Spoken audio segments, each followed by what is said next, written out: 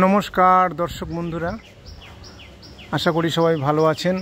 Life in village চ্যানেলে আপনাদের সুস্বাগতম। তো আমি আজকে এসেছি মায়াপুর ইস্কন দ্বারা পরিচালিত গোশালা, যেটা গাভী সংরক্ষণ কেন্দ্র।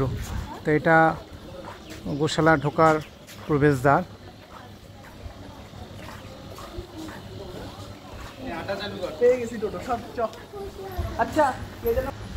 তো এটা প্রবেশদ্বার, এখান থেকে প্রবেশ করছি আমরা ভিতরে।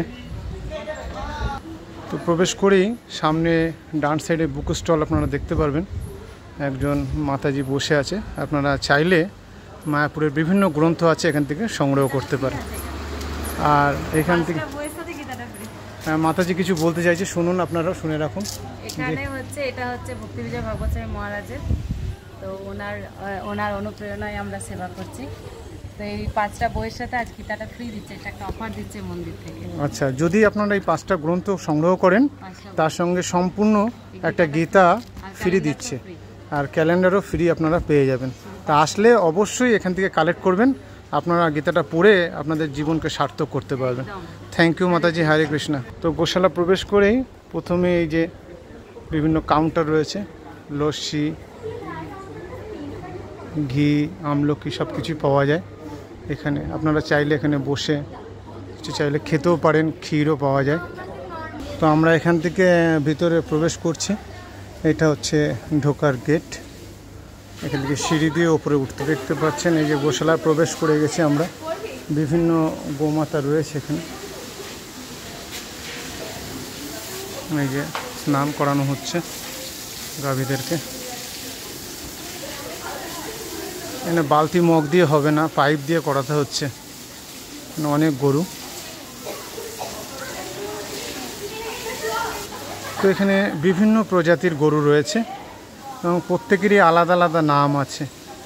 ললিতা, বিশাখা, ইন্দুলেখা, বিভিন্ন নাম আছে এবং প্রত্যেকে সেই নাম ধরে যদি এখানে বললে পরে আপনারা বলবেন, ওরা ডাকলে পরে আবার চলেও আসবে। আর এরকম খাবার কিনতে পাওয়া যায় এখানে।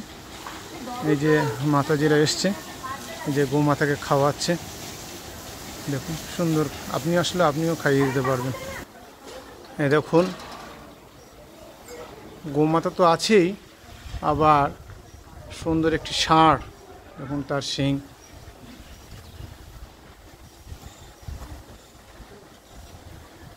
এই দেখুন বসে বিশ্রাম নিচ্ছে।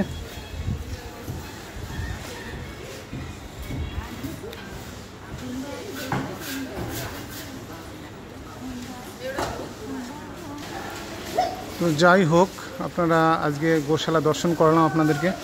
আপনারা অবশ্যই আসবেন মায়াপুর ইস্কনে বেড়াতে। আসলে মায়াপুর ইস্কন থেকে মোটামুটি 500 মিটার দূরত্ব হবে, হেঁটে আসলে 2 থেকে 3 মিনিটের রাস্তা। আপনারা অবশ্যই চলে আসবেন এখানে। বিভিন্ন ভিজিটার্সরা আসে দর্শন করতে। এখানে দেখতে পাচ্ছি এখন দুপুরের দিক বলে একটু ফাঁকা ফাঁকা আছে, সকালে এবং বিকালের দিকে প্রচুর ভিড় থাকে। মোটামুটি সকাল থেকে আপনারা আসতে পারেন, সন্ধ্যা 6টা পর্যন্ত খোলা থাকে, তারপরে আর অ্যালাউ করা হয় না। ঠিক আছে, সবাই ভালো থাকবেন, আবার পরের ভিডিওতে দেখা হবে।